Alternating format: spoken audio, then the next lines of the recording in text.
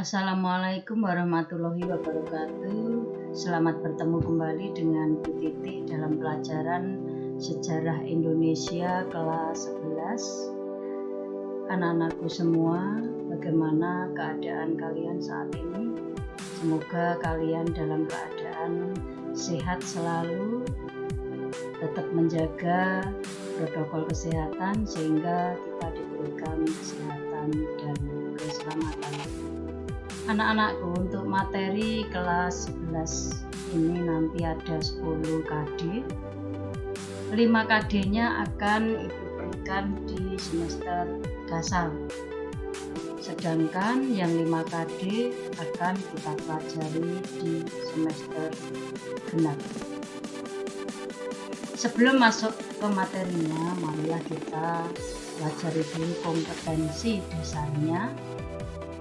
Untuk KD 3.1 ini adalah KD pengetahuan anak-anakku, menganalisis proses masuk dan perkembangan penjajahan bangsa Eropa, yaitu Portugis, Spanyol, Belanda, Inggris ke Indonesia.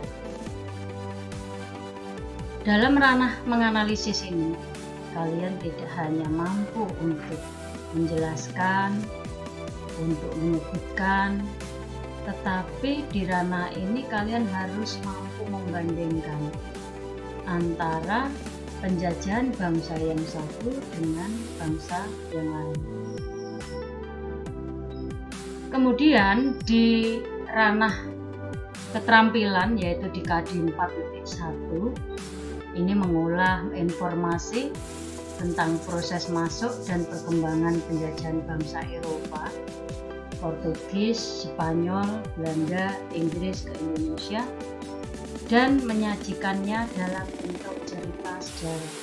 Jadi kalian harus bisa merekonstruksi, membuat cerita sejarah mengenai proses masuk dan perkembangan penjajahan bangsa Eropa ini berdasarkan bukti dan fakta sejarah. Tujuan pembelajarannya adalah setelah kegiatan pembelajaran ini diharapkan kalian dapat menyimpulkan proses masuknya bangsa Eropa ke Indonesia serta membuat laporan tertulis tentang proses masuknya bangsa Eropa ke Indonesia. Jadi di KD ini nanti ada penilaian KD, juga ada penugasan berupa laporan tertulis. Baiklah anak-anakku semua, kalian perhatikan berupa konsepnya terlebih dahulu sebelum kita masuk ke materinya. Penjajahan bangsa Eropa ke Indonesia ini diawali dengan terjadinya penjelajahan samudra. Nah, dengan adanya penjelajahan samudra yang dilakukan oleh orang-orang Eropa ini berakibat adanya kedatangan bangsa Barat Indonesia. Sebenarnya tidak hanya di Indonesia anak-anakku, tapi juga Asia dan Afrika. Dengan adanya kedatangan bangsa Barat ini karena di Indonesia ini kekayaan alamnya melimpah, komoditas barang yang laku di pasaran Eropa ini melimpah, terutama rempah-rempahnya, sehingga timbul keinginan mereka untuk mendirikan daerah koloni. Nah, lahirlah yang disebut dengan praktek kolonialisme dan imperialisme di Indonesia. Nah, untuk penjelajahan samudra ini di sini ada 3G, ini semboyan imperialisme kuno. 3G ini yang dimaksud adalah gold, ini artinya emas. Berarti mereka mencari kekayaan di daerah jajahan, emas ini simbol kekayaan. Kemudian yang kedua adalah glory. Glory ini artinya kejayaan. Hubungannya dengan prestis ini, di mana negara yang dikatakan jaya ini adalah negara yang memiliki daerah koloni yang banyak. Maka mereka berlomba-lomba untuk mencari daerah koloni yang sebanyak-banyaknya. Untuk yang gospel ini artinya adalah menyebarkan agama. jadi ada keinginan semangat untuk menyebarkan agama Nasrani. Jadi 3G ini adalah semboyan negara imperialis kuno. Tokohnya adalah Portugis, Spanyol, dan Belanda. Untuk kedatangan bangsa Barat selain Portugis, Spanyol, dan Belanda juga ada Prancis dan Inggris, meskipun ini menjajah secara tidak langsung karena kekalahan Belanda dalam perang Eropa melawan Prancis dan Inggris juga, maka Indonesia juga pernah dijajah oleh Inggris. Nah, Prancis dan Inggris ini disebut sebagai negara imperialisme modern. Ini ada perbedaannya antara imperialisme kuno dengan imperialisme modern, anak-anakku. Kalau imperialisme kuno, tadi yang sudah disampaikan sebelum berbagi tadi, jadi tujuannya hanya mengeruk keuntungan di daerah jajahan Portugis, Spanyol, dan Belanda. Sedangkan Inggris dan Prancis yang disebut sebagai negara imperialisme modern ini berusaha untuk memajukan daerah koloninya. Nah, kalau daerah koloninya itu maju, daya belinya ini kuat, maka diharapkan hasil industri mereka ini akan laku banyak di pasaran daerah koloni mereka. Maka tidak heran kalau kita perhatikan daerah bekas jajahan atau koloni Prancis Inggris ini maju. Contohnya Australia, Malaysia. Beda dengan daerah koloni Portugis, Spanyol, dan Belanda. Karena dikeruk kekayaan alamnya atau Portugis, Spanyol, Belanda ini ingin mencari keuntungan yang sebesar-besarnya, maka daerah bekas koloninya menderita. Ini perbedaannya. Anak-anakku, demikian peta konsepnya. Kita sudah baca bersama, sudah pelajari bersama. Kita lanjut ke materi berikutnya. Ini adalah latar belakang kedatangan bangsa Eropa ke Indonesia. Ada 3 hal yang melatar belakangi kedatangan bangsa Eropa ke Indonesia. Yang pertama, runtuhnya Kekaisaran Romawi. Nah, untuk runtuhnya Kekaisaran Romawi ini terjadi tahun 476 Masehi, berakibat pada kemunduran jaringan perdagangan antara Asia dengan Eropa.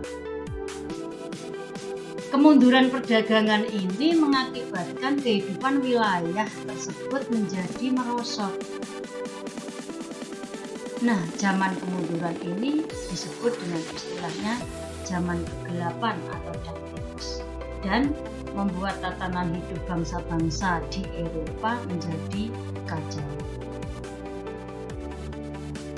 Yang kedua adalah adanya perang salib atau disebut perang suci. Nah, perang salib ini merupakan perang yang melibatkan masyarakat dari Eropa melawan bangsa Turki dan orang Arab. Perang salib ini disebut oleh orang Kristen atau orang Kristen menyebutnya dengan perang salib, sedangkan orang-orang Muslim menyebut dengan perang suci. Perang ini berlangsung lama, anak-anakku, sekitar 200 tahun dan terbagi menjadi 7 periode. Nah, perang ini disebabkan karena perebutan kota Yerusalem. Maka nggak heran bahwa sampai sekarang Yerusalem ini masih bertikai, apalagi setelah berdirinya negara Israel. Kemudian latar belakang kedatangan bangsa Eropa ke Indonesia yang ketiga adalah jatuhnya Konstantinopel ke tangan Turki Utsmani. Dengan jatuhnya Konstantinopel ke tangan Turki Utsmani ini menyebabkan bangsa-bangsa Eropa sudah kesulitan untuk mendapatkan barang-barang dagangan mereka dari Konstantinopel, terutama adalah rempah-rempah. Nah, oleh karena mereka sudah kehilangan akses untuk menuju Konstantinopel mendapatkan barang dagangan yang mereka butuhkan, maka mereka berupaya untuk mencari daerah penghasil utama rempah-rempah atau mencari rempah-rempah itu dari daerah asalnya, yang dikatakan demikian.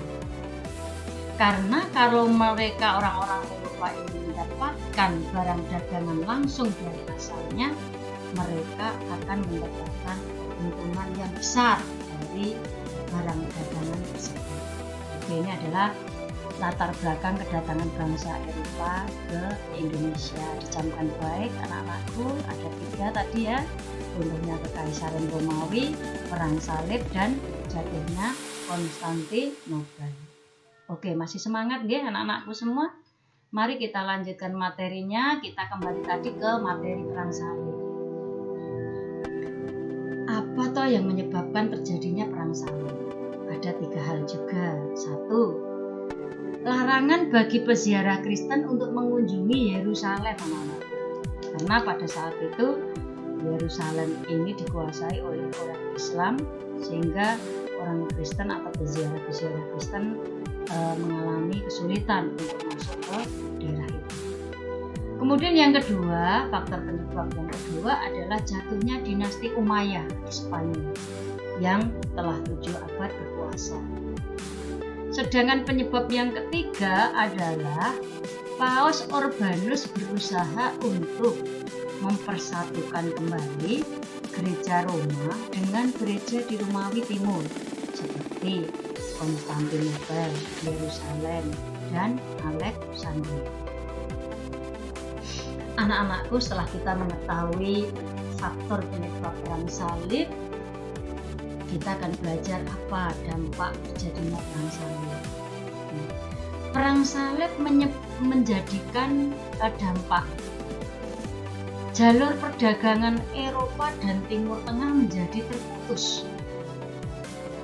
Apalagi dengan dikuasainya Konstantinopel. Maka para pedagang Eropa mulai mencari jalan lain untuk mendapatkan rempah-rempah secara langsung. Karena kalau toh mendapatkan rempah-rempahnya dari Konstantinopel itu harganya sudah tinggi sekali karena dikuasai oleh orang-orang Islam. Kalau harga tinggi, mestinya mereka tidak akan mendapatkan untung, atau misalkan mendapatkan untung juga sangat tinggi. Kemudian yang kedua, dampak Perang Salib yang kedua adalah bangsa Eropa ini mulai mengetahui kelemahan dan ketertinggalan mereka dari orang-orang Islam dan Timur. Sehingga bangsa Eropa ini tidak mau kalah.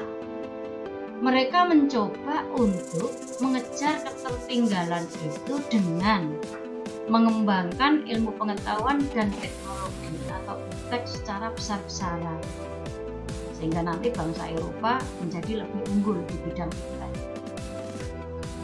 Yang ketiga, adanya motif balas dendam di kalangan orang-orang Kristen terhadap orang-orang Islam. Karena kekalahannya dalam peperangan Dunia Timur dalam rangka menguasai jalur perdagangan. Nah, ini dampak dari adanya Perang Salib. Ada 3 ya. Jalur perdagangan Eropa Timur Tengah terputus, bangsa Eropa ini mengembangkan iptek, dan motif balas dendam kalangan orang Kristen. Kita lanjut materi berikutnya, anak-anakku. Ini adalah kalau tadi itu tadi kan latar belakang kedatangan bangsa Eropa ke Indonesia. Sekarang B adalah penjelajahan samudra, yaitu faktor yang mendorong terjadinya penjelajahan samudra.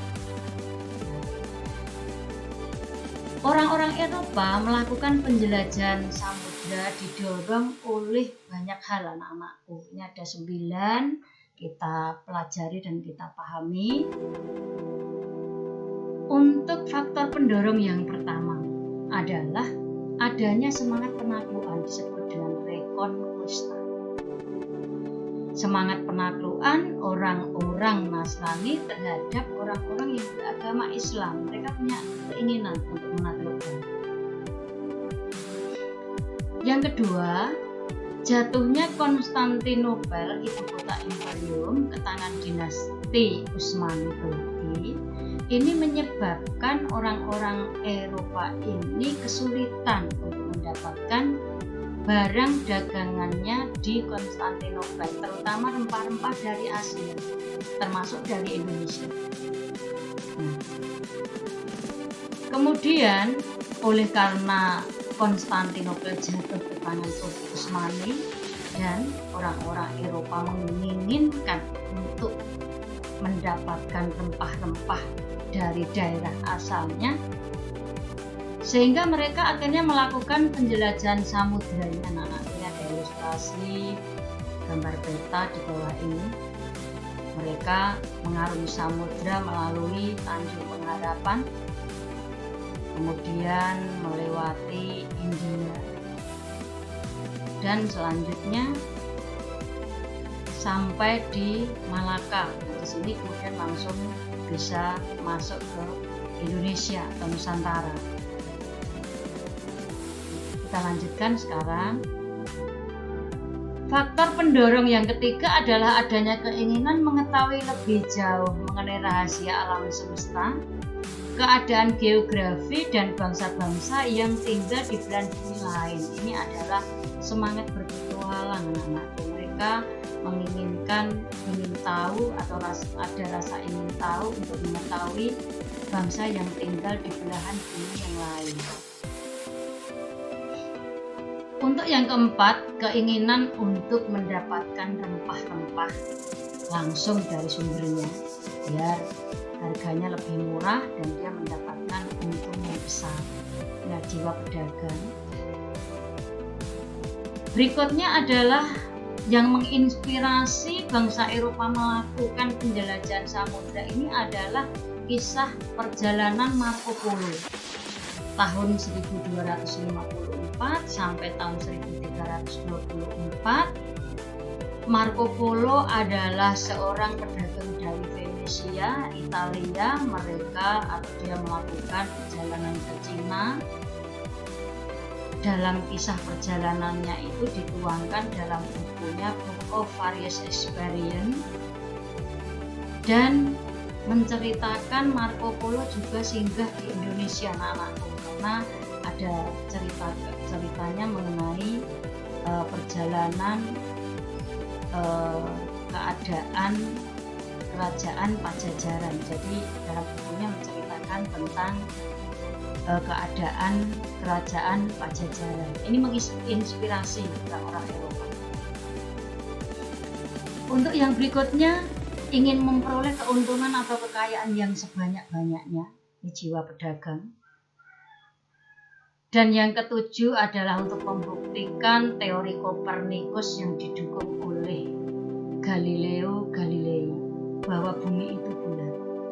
Artinya mereka ingin membuktikan bahwa seseorang ini akan berlayar dari titik A, mereka melakukan pelayaran dan akan sampai pada suatu saat nanti di titik itu lagi. Ini membuktikan bahwa bumi itu bulat. Berikutnya adalah semangat 3G. Tadi sudah disampaikan Bu Guru di depan. G yang pertama adalah goal, ini artinya emas.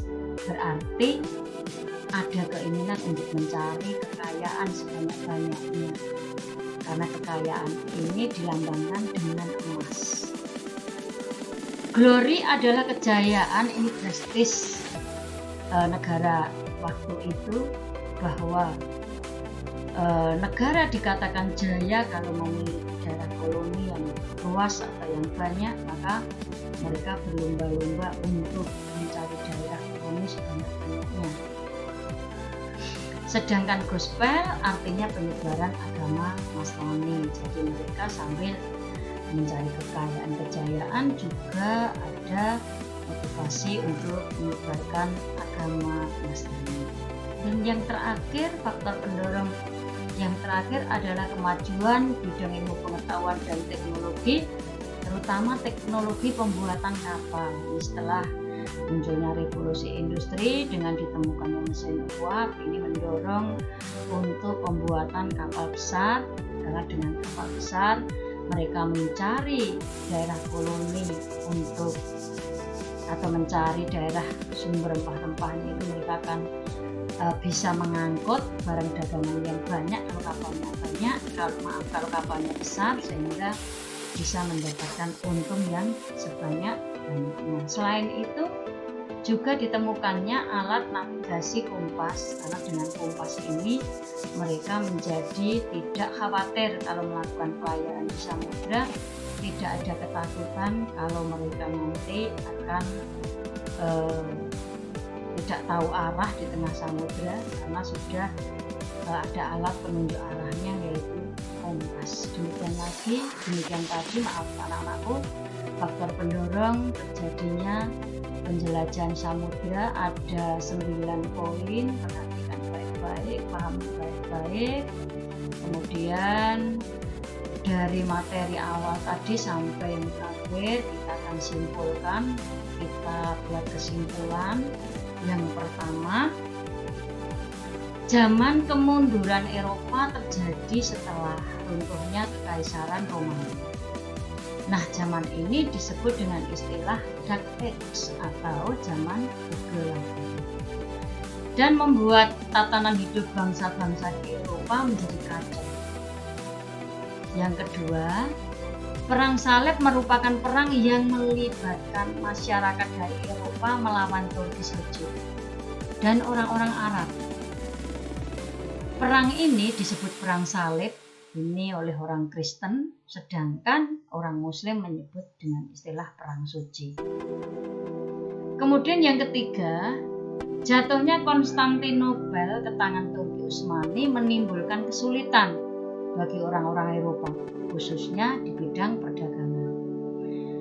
Para pedagang dari Eropa tidak mendapatkan akses lagi untuk berdagang di kota pelabuhan Istanbul. Istanbul itu sekarang dulu bernama Konstantinopel. Kemudian yang keempat, penjelajahan samudra yang dilakukan bangsa Eropa adalah upaya bangsa Eropa berupaya untuk menemukan jalan ke Asia, yang pada awalnya bertujuan untuk mendapatkan barang-barang dagangan yang mereka butuhkan di Asia. Demikian kesimpulannya, anak-anakku, kalian perhatikan, pelajari. Kemudian untuk memperdalam materi penjelajahan samudra ini, silahkan kalian mengembangkan literasi yang lain, mencari literasi yang lain. Juga bisa membaca modul sejarah Indonesia kelas 11 yang Ibu sudah upload di Google Classroom kelas kalian, sesuai dengan KD-nya masing-masing. Jadi kalian buka KD yang pertama 3.1, di situ nanti kalian akan bisa mendalami materi. Atau kalian bisa juga membuka YouTube yang lain atau artikel-artikel yang lain untuk menambah wawasan cakrawala kalian. Nah, ikuti materi pelajaran berikutnya atau materi pembelajaran yang berikutnya setelah ini. Jangan lupa ya, harus diikuti materi kedatangan bangsa Eropa ke Indonesia. Baiklah, jangan lupa like, subscribe, dan komen di YouTube channel Titi Kusmiati. Semoga kesuksesan selalu menyertai kita semua. Akhir kata, wassalamualaikum warahmatullahi wabarakatuh.